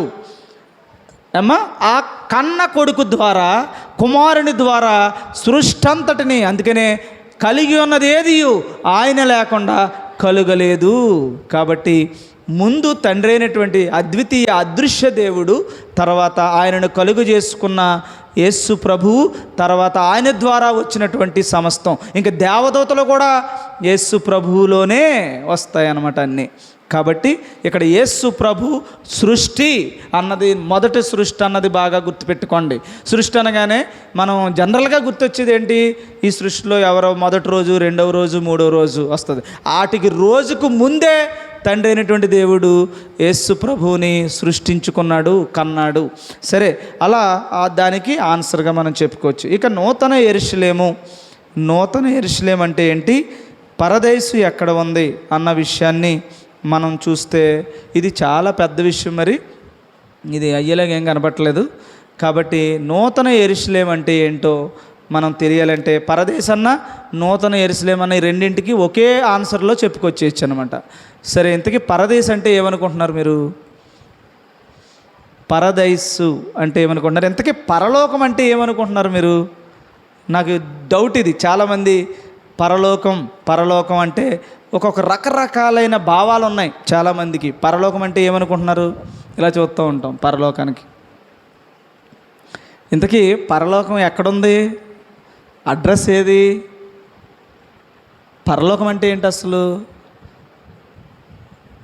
బైబిల్లో మీరు బాగా గమనించండి, పరలోకము అనే పదం స్టార్టింగ్లో లేదు అసలు. ఈ మధ్యన కొన్ని పదాలు అలా ఉద్భవించిన తర్వాత అలా పరలోకం అనే పదం వచ్చింది. కానీ బైబిల్లో ఇంతకుముందు పరలోకం అనేటువంటి ఆ మాటకి ఒరిజినల్ టెక్స్ట్లో లేదు అసలు. ఇప్పుడు చూడండి, చాలా పదాలు, కొత్త పదాలు వచ్చేస్తాయి. అందుకని ఇంగ్లీష్ కానీ తెలుగు కానీ డైనమిక్ అనమాట. కాలం మారుతున్న కొలది కొన్ని కొత్త పదాలు వస్తాయి. ఫర్ ఎగ్జాంపుల్, హాయ్ డ్యూడ్ అంటున్నాం. డ్యూడ్ అనే పదం మనకి ఇంగ్లీష్లో ఉండదు, డిక్షనరీలో ఉండదు. కానీ డియుడిఈ డూడ్ అంటాం. డూడ్ అంటే ఏమనుకుంటారు? స్నేహితుడనో, ఫ్రెండ్ అనో, సంథింగ్ ఎలా సంబోధన ఉంటుంది. రానున్న రోజుల్లో డూడ్ అనే పదం వచ్చేద్ది, ఇంకా డిక్షనరీలోకి వచ్చేస్తుంది. కాబట్టి ఇప్పుడు ఫ్యాన్ అని ఉందనుకో, తెలుగు రెండు మిక్స్ చేసి ఫ్యాను అంటున్నాం కదా, ఇది వచ్చేసింది ఆల్రెడీ. ఇంకా ఎక్కువ మంది ఎప్పుడైతే వాడుతున్నారో ఆటోమేటిక్గా డిక్షనరీలో దాన్ని రాసేస్తారనమాట. ముందున్న వాటికి మనం వెళ్తే పరలోకం అనేటువంటి మాటకి హెబ్రూ లాంగ్వేజ్లో ఏమని రాయబడి ఉందంటే, ఒరిజినల్లో అక్కడ ఆ మాటకి ఏమని రాయబడి ఉందంటే, ఇది షమాయిం అని రాయబడి ఉంది. దాన్ని ఇంగ్లీష్లోకి ట్రాన్స్లేట్ చేస్తే దాని పదం ఏమనుందంటే హెవెన్స్ అని ఉంది. లేకపోతే హెవెన్స్, గుర్తుపెట్టుకోండి, ఆకాశములు, నాట్ ఆకాశము, ఆకాశములు బహువచనములో ఉంది అది. రెండవది స్కై అని రాయబడింది. స్కై అని రాయబడింది. స్కై అని రాయబడింది, హెవెన్ అని రాయబడింది, హెవెన్స్ అని రాయబడింది. కానీ పరలోకం అనేటువంటి ట్రాన్స్లేషన్ అప్పుడు లేదు. దానికి ఏ ట్రాన్స్లేట్ ఇచ్చాడంటే అప్పుడు ఆకాశములు. అందుకనే మీకు ఆది కాండం దగ్గరికి వెళితే తెలుగులో ఏమని రాశారంటే, ఆది యందు దేవుడు భూమి ఆకాశములను సృజించెను. భూమి ఆకాశములను సృజించెను. ఆకాశం అంటే ఏంటి? ఇప్పుడు ట్రాన్స్లేషన్లో రానున్న రోజుల్లో వచ్చింది ఏంటంటే పరలోకము అని వచ్చింది. పరలోకం అనేటువంటి ఆ సంబోధన దాని ఒరిజినల్ టెక్స్ట్లో ఆకాశములు అని అర్థం తప్ప పరలోకం అనే మాటకి అది. అయితే ఇప్పుడు పరలోకం అనుకోవడంలో మనకేమి ఇబ్బంది ఏమీ లేదు, కానీ ఒరిజినల్ మీకు ముందు నుంచి చెప్పుకురావాలి కాబట్టి ఆ మాట తీసుకొస్తున్నాను. ఇప్పుడు ఇంతకీ ఆకాశములు అనగానే ఇప్పుడు ఎక్కడున్నాయి ఈ ఆకాశాలు? మొదలకి అన్నీ ఆకాశంలోనే ఉన్నాయి కదా. భూమి కూడా ఆకాశంలోనే భాగం. భూమి కానీ భూమి ఆకాశం కాదు, కానీ భూమి కూడా ఎందులో ఉంది? ఆకాశంలోనే ఉంది. అందుకని ఆకాశ మహాకాశములు సహితము పట్టజాలని అన్నాడు దేవుడు. ఇప్పుడు చూడండి, మొదటి భాగంలో ఆకాశం అనేసరికి ఆకాశము అంటే ఆకాశములో ఉన్న భూమి, భూమిపై మనకి కనపడుతున్న సూర్య చంద్ర నక్షత్రములు కనపడే ఆకాశం, దానిపైన మహాకాశం, వీటన్నిటిపైన దేవుని యొక్క శ్రేష్టమైనటువంటి దేవుడు ఉండే స్థలం కదా. ఇది ఒక భాగం. రెండవ భాగంలో మనం చూస్తే కొరింథీ పత్రిక 12వ అధ్యాయంలో చూస్తే అక్కడ కూడా ఆకాశములు అనేటువంటి ట్రాన్స్లేషన్ ఉంది. చూడమ్మా, 12వ అధ్యాయం మొదటి నుంచి. రెండవ కొరింథీ పత్రిక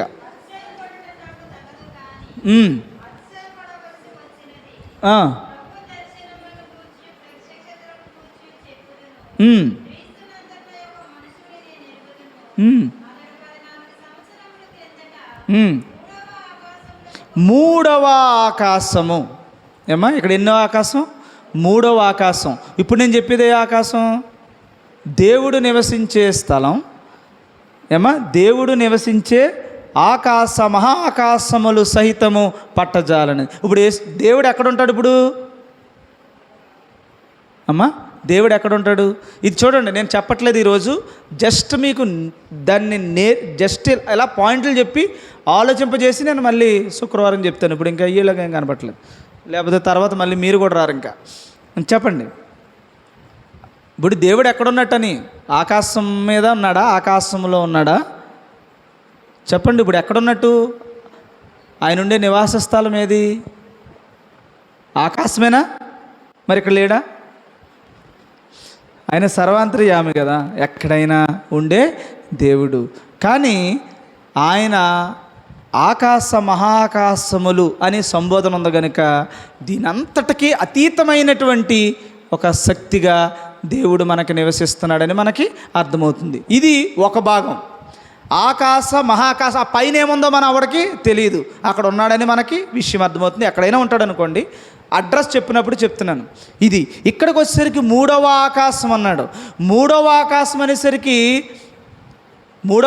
అనేసరికి మళ్ళీ ఇక్కడికి వచ్చేసరికి ఏమవుతుందంటే ఒక మనిషి వెళ్ళే ప్లేస్ని చెప్తున్నాడు. ఇక్కడ దేవుడు వెళ్ళే ప్లేస్ చెప్తలేదు. వీడు ఎన్నో ఆకాశానికి వెళ్ళాడు?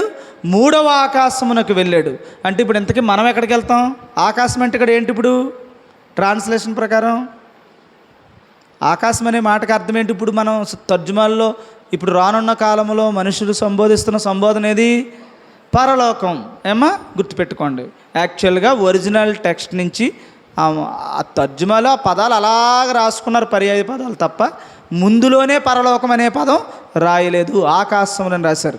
ఇప్పుడు మూడవ ఆకాశంకి వెళ్ళాడట, అంటే పరలోకానికి వెళ్ళాడే కదా. ఈ పరలోకంకి వెళ్ళినటువంటి ఆకాశం మూడో ఆకాశం అంటే దేవుడు ఉండే స్థలమా, లేకపోతే ఇంకా ఇక్కడ ఒక ఆకాశం అనేటువంటి ఏదన్నా ఉందా? ఇలానా లేకపోతే ఇలానా? ఆది యందు దేవుడు భూమి ఆకాశములను సృజించెను. అప్పుడు ఆదాము ఉన్నాడు. ఆదాము సంబంధించినటువంటి అది తోట ఉంది. ఆ తోటలో నుంచి వారిని తప్పు చేసిన కారణంగా బయటికి గెంటేశారు. ఇప్పుడు పోనట్టేనది మొత్తం ఉందా? మొత్తం పోయింది. మొదటి ఆకాశం మొదటి భూమి గతించిపోయాయి. ఇప్పుడు రెండోది పేతురు పత్రికలో చూస్తే ఇప్పుడు అక్కడ మొదటి భూమి మొదటి ఆకాశము గతించిపోవును, గతించిపోతాయన్న విషయం మనకు ఎక్కడ తెలుస్తుంది? శపించబడిన తర్వాత శపించబడిన భూమి మీదకి వచ్చాడు మనిషి. ఏమన్నా మాట అర్థమవుతుంది కదా? ముందు ఎలాంటిది? అది ఏ విధమైన పాపము లేని తోట. ఆ తోటలో నుండి మళ్ళీ గెంటి వేయబడడం, శపితమైనటువంటి భూమి మీదకి మనిషి రావడం. శపితమైన భూమిని కూడా రేపొద్దున యేసుప్రభు వచ్చినప్పుడు కాల్ చేస్తాడు, ఉంచుతాడు. దీన్ని ఆకాశము భూమి మిక్కటమైన వేండ్రముతో లయమైపోవును, ఇది కాలిపోద్ది. మళ్ళీ ఈ భూమి అంటే ఇప్పుడు ఏది? ఆకాశం. గుర్తుపెట్టుకోండి, ఈ పాయింట్ గుర్తుపెట్టుకోండి. తర్వాత మళ్ళీ ఏమవుద్ది? క్రొత్త భూమి క్రొత్త ఆకాశము వస్తుంది కదా. క్రొత్త భూమి క్రొత్త ఆకాశం వస్తుంది అంటే మొదటి ఆకాశములు గతించిపోయాయి, రెండవ ఆకాశము రెండవ భూమిలో మళ్ళీ ఏముంది? శపితమై ఉంది. దీన్ని కాల్చేస్తాడు. మరలా మూడవ ఆకాశం అంటే ఏది పోగొట్టుకున్నాడో మరలా అది మొదటి దానికి వెళ్తాడు. ఇప్పుడు దాన్ని ఏమంటున్నాడు ఇంగ్లీష్లో? ఆ తోటను ఏంటి హీబ్రూ లాంగ్వేజ్లో దాన్ని ఏమని పిలుస్తున్నారు? తోటనే ప్యారడైజ్ అంటున్నాను. ప్యారడైజ్ కాదు, హీబ్రూ లాంగ్వేజ్లో దాన్ని ఏమంటున్నారంటే పారడైస్ అంటున్నారు. పారడైస్ అనేటువంటి హీబ్రూ లాంగ్వేజ్లో దాన్ని ఇంగ్లీష్లో ట్రాన్స్లేట్ చేస్తే ప్యారడైజ్ని తెలుగులోకి ట్రాన్స్లేట్ చేస్తే తోట కదా, తోట. ఇప్పుడు మూడవ ఆకాశం, మొదటి ఆకాశం ఏది? ఇప్పుడు అక్కడ తోటగా ఉండేది, తోట నుంచి గెంటి వేయబడ్డారు, శపితమైన భూమి అయింది. దీన్ని కాల్చేస్తే మళ్ళీ ఏది వస్తుంది? తోట వస్తుంది. అంటే ప్యారడైజ్ వస్తుంది, పరదైస్ వస్తుంది. కాబట్టి అందుకనే కుడివైపున ఉన్నటువంటి దొంగతో, నేడు నీవు నాతో కూడా పరదైస్లో ఉందువు. నేడు అనేటువంటి మాట బైబిల్లో లేదు, కానీ పరదైసులోనికి నీకు వచ్చే ఒక ఎష్యూరెన్స్ మాత్రం యేసు ప్రభు అక్కడికి ఇచ్చాడు. నేడు అనే సంబోధన ఎడిషనల్గా బైబిల్లో యాడ్ చేశారు. ఒరిజినల్ టెక్స్ట్లో నేడు లేదు. నేడైతే ఏంటి, రేపైతే ఏంటి, ఎల్లుండైతే ఏట్లే, మొత్తానికి ఎక్కడికి వెళ్తాడు? పరలోకములోనికి అంటే పరదేశంలోనికి వస్తాడు. కాబట్టి మనిషిని కోరుకుంటుంది ఎక్కడికి ఇప్పుడు? ప్యారడైజ్లోకా, లేకపోతే ఇంకొకటి ఏదన్నా ఎక్కడికైనా వెళ్తాడా మనిషి? ఇది ఒకటి చెప్పండి, ముగించేశాను. పరదేశ్ అంటే తోటలోకైనా? ఆదాము ఏది పోగొట్టుకున్నాడో ఆ తోటలోకైనా మనిషిని కోరుకునేది దేవుడు. సో అందుకని తండ్రి కుమారుడు వాళ్ళతో పాటు ఉంటారన్నాడా? నేనును నా తండ్రిని మీ దగ్గరికి వస్తాం, మీతో పాటు ఉంటాం, భోజనం చేస్తాం, ఇవన్నీ ఉంటాయి కదా మనకి. కాబట్టి అలా తండ్రి కుమారుడు కూడా మనతో పాటు ప్యారడైజ్లో ఉంటారు, పరదైస్లో ఉంటారు. ఇప్పుడు ఇంతకీ పరలోకం ఏది మరి? ఏది పరలోకం? పరలోకం ఏది? ఆలోచించండి, వచ్చేవారని చెప్తారు. కానీ పరలోకం భూమా? ఇందాక మిమ్మల్ని అడిగాను కదా నేను, ఇందాక ఏదో చెప్తూ భూమి అనే సంబోధనలో ఇది మీరు మళ్ళీ తర్వాత చెప్తాను ఈరోజే అన్నాను కదా. ఏంటా మాట? ఎక్కడో వచ్చింది అది సంబోధన. నూతన యెరూషలేం కాదు, నూతన యెరూషలేం ఇంకానే స్టార్ట్ చేయలేదు, చెప్పలేదు. ఇప్పుడు నూతన యెరూషలేం అంటే ఏం కాదు, ఇదంతా జరగటంలో ఏదో ఉంటుందో విషయం అంతే. చెప్పమ్మా. ఏదో చెప్తూనే చెప్పాను, నేను ప్రార్థనలోనే చెప్పాను. పరలోకమందు నెరవేర్చబడినట్లే భూమి యందును భూమి అన్నాడు కదా ఇక్కడ. భూమి అందే అంటే ఇప్పుడు భూమి మీద ఉందా పరదేశు, లేకపోతే ఎక్కడన్నా ఉందా? భూమి ఎక్కడ ఉంది? ఆకాశంలో ఉంది. ఇంతకీ ఇప్పుడు ఉందా అది ప్యారడైజు లేదా? ఇప్పుడు ఉందా? ఎక్కడైనా ఉందా? అడ్రస్ ఏమైనా ఉందా? ఇప్పుడు భూమి మీదే, మనం భూమి మీదే కదా ఉన్నాం. భూమి మీద ఉంటే ప్యారడైజ్ వెళ్ళిపోవచ్చు కదా. ఇప్పుడు లేదు. మళ్ళీ యేసు ప్రభు వచ్చి మరలా దీన్ని కాల్చేసి మరలా నూతనంగా క్రొత్త భూమి క్రొత్త ఆకాశాన్ని సిద్ధపాటు చేయడమే పరదైస్. ఇంతకీ పరలోకం భూమి మీద? ఇంకేమన్నా నువ్వు అనుకున్నట్టు ఎక్కడైనా ఉందా? భూమి మీదే. ఇదే భూమి మీదకి తెస్సలోనికైలకు రాసిన పత్రికలో చెప్తాడనమాట. ఇది తండ్రి దగ్గరికి వెళ్ళడం, మహాకాశముల దగ్గరికి వెళ్ళడం, మరలా అక్కడ నుండి సంఘము దిగి రావడం, ఇవన్నీ మీకు కనిపిస్తాయి. ఇవన్నీ మీకు నేను శుక్రవారం చెప్తాను. ఇప్పటికే 9-10 నిమిషాలు అయింది. ఓకేమా? నా మాటలు అర్థమవుతున్నాయి కదా. ఇప్పుడు అందుకనే సాత్వికులు ధన్యులు, వారు భూలోకమును స్వతంత్రించుకుందరు. ఎంత క్లియర్గా ఉందండి బైబిల్, ఎంత బాగుంది. ఇంతకీ మొత్తానికి ఎక్కడా దేవుడు కోరుకుంటుంది? ప్యారడైజ్లో. అందుకనే అతనితో కుడివైపున ఉన్న దొంగతో అంటున్నాడు, నేడు నీవు నాతో కూడా పరదైస్లో ఉండు. నాతో కూడా, గుర్తుపెట్టుకోండి, నాతో కూడా. ప్యారడైజ్ అనే మాటకి తోట. ఏ తోట నుంచి ఆదాము అవ్వ గెంటబడ్డారో మరలా అదే తోటలోకి మరలా మనం వెళ్ళాలి. గుర్తుపెట్టుకోండి. దానికి ఎన్ని కథలు వెళ్తున్నారంటే ఏమ్మా, పరలోకం అంట, బంగారపు రోడ్లంట, బంగారపు రోడ్లంట, తల తల తల తల మెరిసిపోతుందంట.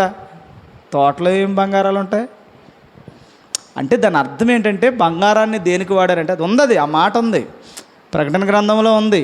దాన్ని ఎందుకు వాడారు ఆ మాట అంటే బంగారం ప్యూరిటీ, శుద్ధత, మలినము లేని, ఎప్పటికీ నాశనము లేని ఉన్నతమైన స్థితిని నీకు దేవుడు ఇవ్వబోతున్నాడని చెప్తున్నాడు. ఎంతసేపు మనం బంగారాల మీద ఆశ ఉన్న వాళ్ళకి ఎంతసేపు బంగారం బంగారం అనుకుంటున్నాం. బంగారం ఎందుకు పనిచేస్తే దేవుడు రేపు వచ్చిన ఈ సూర్యుడు ఎందుకు పనిచేస్తాడు? రేపు సూర్యుడే ఆయనగా మారిపోతాడట, చంద్రుడు ఆయన అయిపోతాడట. మొత్తం ఆయన యొక్క వెలుగు ముందు ఏది ఆగదంటే బంగారమా వెండ ఏమి ఏది పనిచేయదు ఆయన ముందు. అలాంటి ఉన్నతమైనటువంటి ఆ నూతన భూమి మీద, నూతన ఆకాశం మీద మనందరము కూడా ఏం చేస్తామమ్మా, మరలా నిత్యత్వాన్ని మహిమ శరీరంతో మనందరం ఉండబోతున్నాం. దీనిని ఇంకా వివరణాత్మకంగా శుక్రవారం చెప్తాను. ఏమా, మొదటి సృష్టి అంటే మీకు తెలిసిపోయింది. తర్వాత ప్యారడైజ్ అంటే, నూతన యెరూషలేము అంటే ఏంటంటే అలా సిద్ధపడినటువంటి దానిని ఏమంటాము మనం తర్వాత చెప్తాం. ఏమ్మా సరే, ఇప్పుడు రెండు కలిపి కొంచెం ఏమైనా అవగాహన వచ్చిందా? ఇంతకీ పరలోకం అంటే ఏది? మళ్ళీ ఎత్తబడుతుంది సంఘం, ఎత్తమే చూసుకుంటున్నారు కానీ దిగొస్తుంది అన్నది మర్చిపోతున్నారు. ఎత్తబడుతుంది, ఇది కాలిపోద్ది, ఎత్తి ఇది కాలి చేస్తాడు మొత్తం అంతా. ఎత్తినప్పుడు ఎక్కడికి వెళ్తాం? మహాకాశముల దగ్గరికి వెళ్తాం. చూసుకోండి, తండ్రి దగ్గరికి వెళ్తాం. తండ్రి దగ్గర నుంచి మళ్ళీ సంఘం దిగొస్తుందా? అలంకరింపబడిన తన భర్త కొరకు అలంకరించబడినటువంటి సంఘం దిగొస్తుంది. ఆ దిగొచ్చే సంఘం పేరే నూతన యెరూషలేము. దిగొచ్చే సంఘానికి పేరు తప్ప అది నువ్వు అనుకుంటున్న భౌతిక సంబంధమైన యెరూషలేము కానే కాదు. కాబట్టి అర్థమవుతుందమ్మా? ఇప్పుడు నూతన యెరూషలేము ఏది? అలంకరింపబడిన, ఎత్తబడి దిగొచ్చే సంఘానికి పేరు కదా. ఇవన్నీ కూడా ఇంకొక వివరణ మనం తీసుకుందాం శుక్రవారం. దాంతోపాటు ఇంకా ఆరాధన ఒకటి ఉంది. ఆరాధనకు సంబంధించిన విషయం ఏమి లేదు. దేవుని యొక్క మాటకి మనం లోబడమే. ఏం చెప్తే దానికి లోబడడం. ఏ విషయం చెప్తే, భర్త భార్యకి లోబడినా, ఏం చేసినా దేవుని ఆజ్ఞ అయిన ప్రతి దానికి నువ్వు సాష్టాంగపడి ఆ మాటలను నీ శరీరమును సజీవయాగంగా సమర్పించేసుకుంటేనే అది ఆరాధన అవుతుంది. ఆరాధన అనే మాటకి ఏంటంటే దేవునికి మనం లోబడి మన జీవితాన్నే దేవునికి అర్పణగా పెట్టేయడమే ఆరాధన. అంతే తప్ప డ్యాన్స్ వేయడాలు, చప్పట్లు కొట్టడాలు ఇవన్నీ ట్రాష్ అన్నమాట. ఇవన్నీ విషయం కాదు. కాబట్టి ఇందులో అన్నిటికీ ఆన్సర్ వచ్చిందా? ఇంకేదన్నా మర్చిపోయినా? దేవుడు సిద్ధపరుస్తానన్న నివాస స్థలం ఉంది కదా, దీనికి కూడా ఒక మాట చెప్పేస్తే అయిపోద్ది. ఇక్కడ సిద్ధపరిచే నివాస స్థలం ఏది? ఇప్పుడు ఇదంతా మీకు అర్థమైన తర్వాత సిద్ధపరిచే నివాస స్థలం ఏది? వెళ్ళి నీకు సిద్ధపాటు చేసే నివాస స్థలం ఏది? మనమందరము కూడా గుర్తుపెట్టుకోండి, 2వ కొరింథీ పత్రిక 5వ అధ్యాయంలో ఈ విషయం ఉంటుంది. అంటే చెప్పేస్తే ఇంక ఈ 6 ప్రశ్నల గురించి మనకు ఇబ్బంది లేకుండా మళ్ళీ కొత్త ప్రశ్నలు చెప్పొచ్చని. ఇందులో ఏది డౌట్ ఉన్నా నన్ను అడగండి అమ్మ. మళ్ళీని 6 ప్రశ్నలు ఎక్కువైపోతున్నాయి కాబట్టి ఇది కూడా చెప్పేస్తే ముగించేసినట్టు అయిపోద్ది. 6 ఆన్సర్ వచ్చినట్టు అవుద్ది. ఇందులో ఏదన్నా ఎడిషనల్గా ఉంటే నాకు వ్యక్తిగతంగా చేయండి. మీరు ఇంకా దాని గురించి నేను అవగాహనలోకి తీసుకొస్తాను. చెప్పండి. భూమి మీద మన గుడారమైన ఈ నివాస స్థలము శిథిలమైపోయినను చేతి పని కాకుండా దేవుని చేత కట్టబడినది నిత్యమైన నివాసము అన్నాడు. ఇప్పుడు ఏంటి శిథిలమైపోతున్న స్థలం ఏదో చెప్పండి అమ్మా. ఎవరమ్మా? మనమే. ఇంక మొత్తం మనమే. నివాస స్థలం ఏది ఇక్కడ? ఏది? గుడారం ఏది? ఇంతకని గుడారాలు అంటే మన గుడారాలు కాదు. అప్పుడు గుడారాలు ఏమన్నాడు మోషేనీళ్ళందరినీ? గుడారం ఏమన్నాడంటే పాత నిబంధన, అది మామూలుగా గుడారాలు వేసుకోవడం. ఇప్పుడు కొత్త నిబంధనకు వచ్చిన తర్వాత నువ్వే గుడారం. ఈ గుడారం ఏమైపోద్ది? ఇప్పుడు శిథిలమైపోద్ది. అందుకని ఇప్పుడు యేసుప్రభు వెళ్ళి శిథిలమైపోతున్న ఈ గుడారాన్ని ఎప్పటికీ నివసించే మహిమ శరీరంగా మార్చుతాడు అనమాట. ఇప్పుడు దేవుని ఎదుట, నా తండ్రి ఎదుట అనేక నివాస స్థలములు గలవు అంటే ఏ నివాస స్థలం? నువ్వన్న నివాస స్థలాన్ని నిన్ను మహిమ శరీరంగా మార్చడానికి పరిశుద్ధాత్మ నిన్ను పంపిస్తున్నాడని అక్కడ ఉంటుంది మీకు. దేనికోసమట? మత్స్యమైన దానిని, ఇక్కడ చూడండి అక్కడ రెండు ఉంటాయి. మత్స్యమైనది అంటే నాశనం ఉన్నది, అమర్త్యము ధరించుకొనుట ద్వారా అనే మాట ఉంటుంది చూడమ్మా. అది ఆ మాట భారంగా ఉంటుంది. ఇప్పుడు మనకి చాలా ఇబ్బంది ఉంటుంది, చాలా కష్టాలు ఉంటాయి. ఇవన్నీ ఉన్నాయా లేవా మీకు? ఇప్పుడు వీటి కోసమైనా ప్రార్థనలు అన్నీ చెప్పండి. ఇదొక్క మాట చెప్పండి అమ్మా. ఇప్పుడు మనం ఏ చర్చ్కి వెళ్ళినా, ఎక్కడికి వెళ్ళినా నీవేవేవో భారాలు కలిగి ఉంటావు, వాటి గురించి ప్రార్థనలేనా? అక్కడ ఏమంటున్నాడు చూడండి, మీకు అర్థమవుద్ది. మూలుగుతున్నాం అమ్మా. ప్రతి ఒక్కడి జీవితంలో మూలుగుంది. దేవుని బిడ్డలకు మరీ మూలుగులు ఉన్నాయి, ఇబ్బందులు ఉన్నాయి, కష్టాలు ఉన్నాయి. కానీ చూసారా మరి దేవుడు ఏమంటున్నాడు? ఇవి తీసేస్తాకే కాదు కానీ అంటే ఇప్పుడు దేవుడు క్లియర్గా చెప్పేశాడు.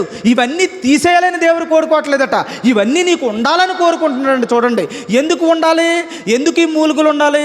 ఎందుకు ఈ కష్టం ఉండాలి అంటే అక్కడ చెప్తున్నాడు. ఏది అంటే ఏంటి? చచ్చిపోయే ఈ శిథిలమైపోయే ఈ దీనిని ఎప్పటికీ చావలేని అమర్త్యమైనది మింగేయాలనుకుంటున్నాడట. మింగేయాలంటే ఇప్పుడు మనకి ఏం కావాలి? మూలుగు కావాలి. దీంట్లో మూలుగంటే అది ఆ మూలుగు కాదు. ఈ శరీరంలో ఇబ్బందులు రావాలి, బాధలు రావాలి. అనేవాడు ఉంటాడు, తిట్టివాడు ఉంటాడు, కొట్టివాడు ఉంటాడు, బాధ పెట్టేవాడు ఉంటాడు, చంపేసేవాడు ఉంటాడు. ఒకసారి ఇబ్బందులు వస్తాయి. నీతి కొరకు నిలబడాలంటే అన్నం ఉండదు, ఆకలి దప్పికలు ఉంటాయి. ఇవన్నీ నేను తీసేయాలనుకోవట్లేదు. ఈ మూలుగులు ఉంటాయి. నేనేం చేయాలనుకుంటున్నాను? నివాసాన్ని సిద్ధం చేస్తున్నాను. నివాసం సిద్ధం చేయాలంటే నేనేం చేయాలి? ఈ మూలుగు నీ దగ్గరికి రావాలి. ఈ మూలుగు ఉంటే కానీ నువ్వు నాకు పనికి రాకుండా పోతావు. అందుకని శిథిలమైపోతున్న ఈ భౌతిక సంబంధమైన దీనిని శిథిలము కాని నిత్యమైన నివాస స్థలంగా మార్చేస్తున్నాడు. నివాస స్థలంగా మార్చాలంటే ఇప్పుడు నీలో కష్టం ఉండాలా, మాటలు పడాలా, ఇబ్బందులు పడాలా? మరి ఎన్ని వద్దనుకుంటున్నాను అంటే నువ్వే వద్దంటున్నట్టు? నివాస స్థలం నాకు వద్దంటున్నట్టు. కాబట్టి ఈ విషయం కూడా నాకు మళ్ళీ గుర్తు చేయండి. ఇప్పుడు నివాస స్థలం అంటే ఏది? సింపుల్గా చెప్తున్నాను, మీరే. ఇది శిథిలమైపోయే శరీరం ఈ భూమి మీద ఉన్నారు. శిథిలము కానీ అమర్త్యమైన దానిని ధరించడానికి యేసు ప్రభు వెళ్ళాడట. సిద్ధం చేయాలంటే ఏం చేశాడు? ఆత్మయను సంచు కరువును మీకు పంపిస్తున్నాడు. సంచు కరువు అంటే ఏంటి అర్థం? సంచు కరువు, సంచ కరువు అంటే ఏంటి? ఆత్మను సంచు కరువును మనకు పంపిస్తాడట. సంచు కరువు అనే మాటకి ఏంటి అర్థం? గ్యారంటీ. నిన్ను ఖచ్చితంగా నిలబెట్టేటువంటి గ్యారంటీని దేవుడు నీకు ఆత్మ ద్వారా నిన్ను సిద్ధింపచేస్తున్నాడు. కాబట్టి భూమి మీద నీ యొక్క శిథిలమైపోతున్నటువంటి ఈ మనిషి అనే ఈ శరీరము, శిథిలమైపోతున్న ఈ శరీరాన్ని మరలా ఎప్పటికీ నాశనము కాలేని మహిమ శరీరంగా మార్చే మత్స్యమైనది అమర్త్యమైనటువంటి దానిని అమర్త్యమైనది మింగి ఇది లేకుండా చేసి నీ శరీరాన్ని ఎలా మారుతాడమ్మా? ఎప్పటికీ చావులేని పునరుత్థాన బలాన్ని దేవుడు నీకు ఇస్తాడు. ఏమ్మా? సో ఇది దేవుడు మన అందరికీ అనుగ్రహించినటువంటిది. అన్నిటికీ ఆన్సర్లు వచ్చాయమ్మా? చెప్పండి.